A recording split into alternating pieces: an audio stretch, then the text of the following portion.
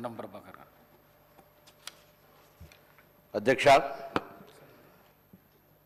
ఈరోజు ఇప్పుడే గౌరవ ముఖ్యమంత్రి గారు ప్రవేశపెట్టినటువంటి ఈ యొక్క నివేదిక, నిర్ణయం నుంచి నివేదిక 4వ తారీఖు ఫిబ్రవరి 2024 నాడు క్యాబినెట్ నిర్ణయం తీసుకుంటే, తిరిగి 4వ తారీఖు ఫిబ్రవరి 25 నాడు శాసనసభలో నివేదిక రూపంలో ప్రవేశపెట్టినటువంటి ప్రభుత్వం, దీనికి సంబంధించి సహకరించిన ప్రతి ఒక్కరికి కూడా, ఎందుకంటే నిర్ణయం తీసుకొని కార్యక్రమం క్షేత్రస్థాయి దాకా పోయి పర్యవేక్షణ చేస్తూ అనేక రకాలుగా ఒడుదుడుకులు ఎదుర్కొంటూ ఈ కార్యక్రమం కొనసాగింది. అధ్యక్ష, ఇప్పుడే గౌరవ ముఖ్యమంత్రి గారు చెప్పిన ఈ కార్యక్రమం 1931 స్వాతంత్రంకు ముందు ఇటువంటి సమాచారాన్ని సేకరణ జరిగితే దాని తదుపరి ఏ బలహీన వర్గాలకు సంబంధించిన వాళ్ళు ఉన్నారో వాళ్ళంతా కూడా మేమెంతో మాకంత ఉండాలి, అసలు సమాచారం అన్ని కులాల లెక్కలేక రకరకాల ప్రభుత్వాల ఇష్టాప్రకారంగా పథకాలు వచ్చేటువంటి. అధ్యక్ష, కానీ ఎప్పుడైతే భారత్ జోడో యాత్రలో రాహుల్ గాంధీ గారు దేశం మొత్తం తిరిగినప్పుడు చాలా వర్గాలకు అసలు ప్రాతినిధ్యమే లేదు,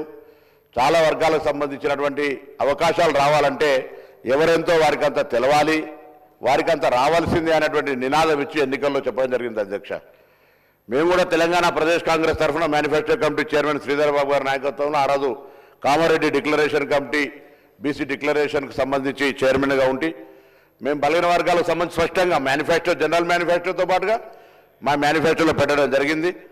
ఈ కుల సర్వేకు సంబంధించి మా ప్రభుత్వం కట్టుబడి ఉందని చెప్పినాం. అధ్యక్ష, 4వ తారీఖు నాడు క్యాబినెట్ అయింది. 16 నాడు ఇదే సభలో అందరి గౌరవ సభ్యుల సహకారంతో ఈ యొక్క తీర్మానం చేసుకొని పార్లమెంట్ ఎన్నికల తర్వాత ప్రత్యేకమైనటువంటి కార్యక్రమాల ద్వారా ప్లానింగ్ డిపార్ట్మెంట్, తెలంగాణకు సంబంధించినటువంటి ప్లానింగ్ డిపార్ట్మెంట్ చీఫ్ సెక్రటరీ గారి ఆధ్వర్యంలో, సందీప్ సుల్తాన్ గారి ఆధ్వర్యంలో ఈ యొక్క కార్యక్రమాన్ని 1,00,000 పైన ప్రభుత్వ ఉద్యోగులను, బయటి వాళ్ళనో లేకపోతే ఇంకోవరికి సంబంధించిన సమాచారం కాక ఇది ఒక ప్రభుత్వ ఉద్యోగులను వాడుకొని సమాచారాన్ని సేకరించిన. అధ్యక్ష, నేను ఈ యొక్క సభలో ఇక్కడ ఉన్నటువంటి ఇంతకుముందు గౌరవ ముఖ్యమంత్రి గారు కోరినట్టుగా పెద్దలందరికీ కోరుతా ఉన్నా, 1931 నుంచి సమాచారం లేదు, ఇలా సమాచారం వచ్చింది. సమాచారానికి సంబంధించి ఇంకా ఏదైనా సరిచేయాల్సిన అవసరం ఉంటే, ఇంకా ముందుకు పోవడానికి బలహీన వర్గాలకు సంబంధించిన న్యాయం చేయాలనుకుంటే దయచేసి సలహాలు సూచనలు చెప్పండి. తెలంగాణ ప్రభుత్వ బలహీన వర్గాల శాఖ మంత్రిగా ప్రభుత్వం సంబంధించి వాటన్నిటినీ బలహీన వర్గాల సంక్షేమం కొరకు తీసుకొని పోతాం. దయచేసి దీన్ని కూడా ప్రతిదీ రాజకీయం చేసినట్టుగా బలహీన వర్గాల ఆకాంక్ష ఇది. నేను ఇవాళ ఇక్కడ నుంచి ఈ వేదిక నుంచి కోరుతున్న తెలంగాణ బలహీన వర్గాల నాయకత్వం ప్రతి జిల్లాలో కూడా ఇవాళ ఒక స్వేచ్ఛగా భవిష్యత్తు కార్యక్రమాలను జరుపుకుంటామనేటువంటి ఒక ఆకాంక్ష వెలుపుచ్చాల్సిన అవసరం ఉంది. సంఘాలు కానీ మేధావులు కానీ ఇది గత కాలంగా చాలా కాలంగా డిమాండ్ చేస్తున్న వాళ్ళంతా ఇలా ఒక డిమాండ్ నెరవేరింది. సభలో చట్టబద్ధత ద్వారా లేకపోతే ఆ రోజు తీర్మానం చేసినా కూడా అడిగినారు ఏం చట్టబద్ధత ఇలా కార్యక్రమం నిర్వహించుకొని ముందుకు వచ్చిన సందర్భంగా మేము ఒకటే అడుగుతాను, అందరూ కూడా దయచేసి ఈ యొక్క జనాభా వచ్చినటువంటి సమాచారాన్ని తీసుకొని భవిష్యత్తులో ఆయా వర్గాలకు ఎటువంటి న్యాయం చేయాలి, ఏం జరగడానికో ముందుకు తీసుకొని పోదాం. ఇవాళ చాలా మంది అంటారు ఇవాళ చాలా బలహీన వర్గాలకు సంబంధించి ఒక మంచి రోజు అంటారు. ఈ రోజు నుంచి ప్రారంభమైంది శకం భవిష్యత్తు వాళ్ళ అభ్యున్నతికి సంబంధించి. ఈ ప్రభుత్వంతో పాటుగా భవిష్యత్తులో ఎక్కడైనా ఏడైనా ఈ దేశానికి రోల్ మోడల్గా తెలంగాణ ప్రభుత్వం తీసుకున్నటువంటి యొక్క సమాచార సేకరణ బరాబర్ తెలంగాణ రాష్ట్ర యొక్క తీసుకున్నటువంటి కార్యక్రమం యావత్ దేశంలో నిన్న కూడా గౌరవ ఫ్లోరమ్ లీడర్ రాహుల్ గాంధీ గారు పార్లమెంటు వేదికగా చెప్పినారు, తెలంగాణ ప్రభుత్వం తీసుకుంటున్న చర్యల్ని ఇది తెలంగాణ ప్రభుత్వంకే కాదు తెలంగాణ ప్రాతినిధ్యం వహిస్తున్న ప్రజాప్రతినిధికి కూడా గౌరవం అనే మాట చెప్తున్నారు. ఇటువంటి ఒక అవకాశాన్ని కల్పించడానికి అందరూ కూడా అధికార పక్షమా, ప్రతిపక్షమా, మిత్రపక్షమా, ఇంకొక విపక్షమా సంబంధాలు అందరూ కూడా ఇలా నిజంగా బలహీన వర్గాలకు సంబంధించి గొత్తెత్తి వారికి న్యాయం చేయాలనే డిమాండ్ చేసే ప్రతి రాజకీయ పార్టీ దీన్ని స్వాగతించి దీని భవిష్యత్తు ప్రణాళికకు సలహాలు ఇచ్చి కార్యక్రమాన్ని ఏ విధంగా తీసుకుపోవాలనేటువంటి మాట చెప్పి ముందుకు పోవాలని కోరుతాను. ఎందుకంటే ఇది ఒక డైరెక్షన్. ఇలా నిర్ణయం నుంచి నివేదిక వచ్చిన తర్వాత ముందుకు పోవడానికి తీసుకునే రోడ్ మ్యాప్కు సంబంధించి సభలో చర్చకు పెట్టడం జరిగింది. దీని ద్వారా రోడ్ మ్యాప్ నిర్ణయించినట్టయితే భవిష్యత్తులో అందరికీ ఒక మంచి మార్గదర్శనం దొరుకుతుంది. ఈ సభ తెలంగాణ వ్యాప్తంగా ఎదురు చూస్తున్నటువంటి బలహీన వర్గాలందరికీ కూడా ఒక అవకాశం వచ్చినట్టు. అధ్యక్ష, నేను 1986 మురళీధరరావు కమిషన్ వచ్చినాడు విద్యార్థిని. అధ్యక్ష, నా మాజీ బీసీ వెల్ఫేర్ మినిస్టర్ కమలాకర్ గారు, ఇప్పుడున్న కేంద్ర మంత్రి బండి సంజయ్ గారు కరీంనగర్ సంబంధించి అందరం కూడా ఆనాడ కమిషన్ మూవ్మెంట్లో పాల్గొని నినదించినటువంటి వాళ్ళం ఇవాళ శాసనసభ్యులుగా ప్రభుత్వంలో ఉన్నటువంటి వాళ్ళందరం కూడా ఇది ఒక చట్టం ఒక సేకరణ సమాచార సేకరణ జరిగి భావి తరాలకు న్యాయం జరగడానికి ఒక ప్రతినిధిగా బలహీన వర్గాల ప్రతినిధిగా ఇవాళ మా ప్రభుత్వం ఇచ్చినటువంటి అవకాశం నుంచి ఈ కార్యక్రమం చేపట్టడం అంటే జీవితంలో ఒక గొప్ప కార్యక్రమం అనే మాట ఈ సందర్భంగా మనం దీనికి సంబంధించి మా నాయకుడు రాహుల్ గాంధీ గారు కానీ గౌరవ ముఖ్యమంత్రి గారు కానీ ఉప ముఖ్యమంత్రి గారు కానీ కమిటీ చైర్మన్గా మాకు మార్గదర్శకత్వం చేసినటువంటి ఉత్తమ్ రెడ్డి గారు కానీ సహచర మంత్రులు కానీ గౌరవ ప్రతిపక్ష నాయకులు కానీ ఇతర రాజకీయ పార్టీల నాయకులందరూ కూడా ఒక బలహీన వర్గాల మధ్య ధన్యవాదాలు తెలియజేస్తా ఉన్నా. దయచేసి భవిష్యత్ సంబంధించి కొత్త చెప్తా ఉన్నారు, అక్కడక్కడ పత్రికలు చూస్తా ఉన్నాం. వాస్తవంగా 1931కి ముందు తర్వాత ఎక్కడ కూడా బీసీలకు సంబంధించిన లెక్క లేదు అధ్యక్ష.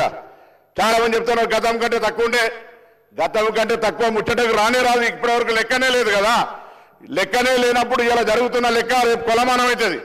దీనికి సంబంధించి ఎక్కడైనా ఇంకా భవిష్యత్తులో మళ్ళీ 5 సంవత్సరాలకు 10 సంవత్సరాలకు కులగణన జరిగే సందర్భంలో అటువంటప్పుడు తప్పకుండా మార్పు అవసరం అనుకున్నాడు. పెరిగిన జనాభా ప్రకారంగా వస్తుంది. ఇవాళ జరిగినటువంటి ప్రక్రియ ప్రతి ఇంటికి పోయి ఎవరైనా సహకరించకపోతే సహకరించి ఉండకపోవచ్చు, కానీ సహకరించిన ప్రతి వ్యక్తి దగ్గర వారిచ్చినటువంటి స్వచ్ఛంద సమాచారాన్ని తీసుకొని ఇవాళ ఇంత పెద్ద ఎత్తున ఒక నివేదిక తయారు చేసి 4 వాల్యూమ్స్గా సబ్ కమిటీకి సమర్పించినారు. సబ్ కమిటీ కేబినెట్ అప్రూవ్ చేసుకొని ఇవాళ సభ్యుల ముందు చూస్తారు. ఇంత పారదర్శకంగా న్యాయబద్ధంగా బలహీన వర్గాలకు న్యాయం చేయాలనే చిత్తశుద్ధి కాంగ్రెస్ పార్టీలో ఉంది కాబట్టి కార్యక్రమం తీసుకోబోతున్నాం అధ్యక్ష. 2011 సెన్సస్ ప్రకారంగా తీసుకున్నట్టయితే ఇవాళ 2025 ఈ యొక్క కుల సర్వేకి సంబంధించి తీసుకుంటే ఎందుకో కొంత అక్కడిక్కడ మాట్లాడుతున్న దానికి ముందే సరిచేసే ప్రయత్నం చేయడానికి నేను వాళ్ళంతా సహకరించమని కోరడానికి లెక్క చెప్తా ఉన్నాను అధ్యక్ష. 2011 జనరల్ సర్వేలో ఆనాడు తెలంగాణకు సంబంధించిన లెక్క తీస్తే 3,50,00,000 మంది ఉండరు అధ్యక్ష. ఇలా 3,70,00,000 మంది ఉండరు అధ్యక్ష. దానికి అనుగుణంగా కేంద్రం నుంచి అనేకమైనటువంటి జనాభా ప్రాతిపదికన దక్షిణ భారతదేశం ఉత్తర భారతదేశానికి సంబంధించిన లెక్క తీసుకుంటే కూడా మన ప్రాంతం అంతా కూడా దక్షిణ భారతదేశంలో కుటుంబ నియంత్రణకు సంబంధించి ఎక్కువ పాటించడంతో నేషనల్ యావరేజ్లో మనం తక్కువ ఉండి ఇలా 20 లక్షల జనాభా పెరిగింది. ఇంకా రాను తరుగుతున్న కొద్ది ఇంకా తక్కువైనటువంటి పరిస్థితి కుటుంబ నియంత్రణలో అవేర్నెస్ దక్షిణ భారతదేశంలో ఉన్నటువంటి విధానాల వల్ల ప్రక్రియ జరుగుతోంది అధ్యక్ష. తప్పకుండా ఇలా తప్పుడు లెక్క చెప్పే అవసరమే లేదు. ఇంత చిత్తశుద్ధిగా దాదాపు 160 కోట్ల రూపాయలు ఖర్చు పెట్టి 1,00,000 మంది ఉద్యోగులను ఉపయోగించుకొని మొత్తం ప్రభుత్వం 100% ఒక సచ్చీలతతోటి మంచి మనసుతోటి కాంగ్రెస్ పార్టీ విధానాన్ని తీసుకొని పోయింది అధ్యక్ష. నేను మళ్ళీ కోరుతా ఉన్నా, ఏదైనా అంశం ఉంటే తప్పకుండా మంచి సలహా ఇవ్వండి. డెఫినెట్లీ దాన్ని సానుకూలంగా తీసుకుపోయేటువంటి బాధ్యత తప్పకుండా బలహీన వర్గాలకు నిజంగా న్యాయం జరగాలని అనుకుంటే బలహీన వర్గాల వారికి ప్రభుత్వం భవిష్యత్తు కార్యక్రమం మంచి కార్యాచరణ తీసుకొని పోవాలనుకుంటే అన్ని రకాల సలహాలను స్వీకరించడానికి సిద్ధంగా ఉన్నాం. దయచేసి అందరినీ కూడా గౌరవ సభ్యులందరినీ హృదయపూర్వకంగా కోరుతా ఉన్నా. దీన్ని కూడా రాజకీయం చేసి నేను పొద్దున కూడా మాట్లాడుతుంటే దయచేసి ఇది ఒక సున్నితమైన అంశం.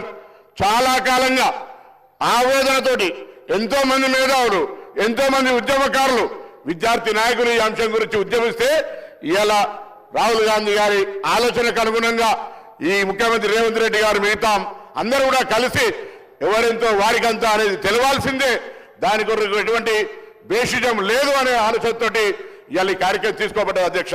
కాబట్టి దయచేసి సభాధ్యక్షులుగా మీరు దయచేసి ఇటువంటి సెన్సిటివ్ ఇష్యూను అందరికీ బలహీన వర్గాలకు న్యాయం జరగాలనే ఆలోచనతోటి ప్రభుత్వం ఒక కార్యాచరణ తీసుకుపోయే సందర్భంలో దీన్ని కూడా ఏదైనా అటువంటి మిగతా రాజకీయ అంశాలను సంబంధం లేకుండా బలహీన వర్గాలకు న్యాయం జరగాలి, ఒక రోడ్ మ్యాప్ రావాలి, రాబోయే కాలంలో సాంకేతికంగా ఎటువంటి పథకాలు వీళ్ళకి అందించాలి, ఏం చేద్దామనే దాని కొరకు ఆలోచన చేయాలని సందర్భంగా కోరుతూ మీ ద్వారా గౌరవ సభ్యులందరికీ ఈ కార్యక్రమం నిర్వహించిన ప్రతి ఒక్కరికి కూడా మరొకసారి, ఎందుకంటే ఒక ఉద్యమ బిడ్డగా ఈ బలహీన వర్గాలకు సంబంధించినటువంటి నినాదంతో బలహీన వర్గాలకు న్యాయం జరగాలనే ఆకాంక్ష నెరవేరుతున్నప్పుడు దానికంటే మించిన సంతోషం ఇంకోటి ఉండదు అధ్యక్ష. ఇవాళ తెలంగాణ వ్యాప్తంగా ఈ వేదిక ద్వారా శాసనసభ వేదిక ద్వారా బలహీన వర్గాలందరూ కూడా ఇదొక మన మార్పుకు శ్రీకారం చుడుతున్న రోజుగా భావించుకొని అందరూ ఉత్సాహంగా కార్యక్రమాల లోపల ఉండాలని కోరుకుంటా ఉన్నాం. అందరూ ఈ కార్యక్రమాన్ని పార్టీలకు అతీతంగా ప్రతి ఒక్కరు బలహీన వర్గాల బిడ్డగా 10-20 సంవత్సరాల నుంచి ఇది కావాలి కావాలి కావాలని అడిగిన వాళ్ళంతా ఇలా రావడాన్ని స్వాగతిస్తూ ఏదైనా ఇంకా అవసరం అనుకుంటే సలహా సూచనల రూపంలో ఏమని చెప్పి సందర్భంగా ఈ సభ వేదిక ద్వారా అందరినీ కూడా కోరుతూ బలహీన వర్గాలకు న్యాయం చేసినటువంటి ఈ ప్రభుత్వానికి హృదయపూర్వకంగా కూడా నేను అందులో భాగస్వామి అయినప్పటికీ కూడా ఇటువంటి ఒక గొప్ప నిర్ణయం తీసుకోవడం, చారిత్రాత్మక నిర్ణయం తీసుకోవడం, ఆ నిర్ణయంలో మంత్రిగా, సబ్ కమిటీ సభ్యుడిగా, ఆనాడు పార్టీ నాయకుడిగా, దీనికి సంబంధించినటువంటి డిక్లరేషన్ చైర్మన్ గా ఈ రోజు నివేదికకు సంబంధించి ప్రభుత్వం ఇస్తున్న దాన్ని అమలు చేయడానికి సంబంధించిన కార్యాచరణలో భాగస్వామిగా సంతోషంతో నేను అందరినీ కూడా ఇటువంటి భాగస్వామ్యాన్ని పొందమని, ఒకవేళ ఎవరైనా అప్పుడు మేము చేయలేకపోతే అయ్యో దీనికి పేరు వస్తుంది దానికి పేరు వస్తుంది ఏ అవసరం లేదు, ఇది మన వర్గాలన్నిటికీ న్యాయం జరిగే కార్యక్రమం కాబట్టి ఆ వర్గాలకు న్యాయం చేయడానికి ఒక రోడ్ మ్యాప్ ఇచ్చే విధంగా సలహా సూచనలు ఇవ్వాలని గౌరవ సభ్యులందరినీ హృదయపూర్వకంగా కోరుతూ నమస్కారం చెప్తున్నా అధ్యక్షుడు. చాలామంది సభ్యులు